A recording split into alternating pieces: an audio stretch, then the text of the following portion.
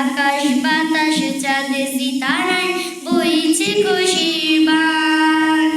একটি বছর পরে এলো পবিত্র রমজান, আকাশ বাতাস চাঁদ সিতারায় বইছে খুশির বান। পাপী তাপির চলবে গুনাহ মহান প্রভুর দিদারে, সারা দিনের ক্লান্তি ভুলে সুখটা নিব ইফতারে। যাই নামাজে দাঁড়িয়ে যাব পড়ব মাগো তারাবি, যেই নামাজের শিক্ষা দিলে আমাদের প্রিয় নবী।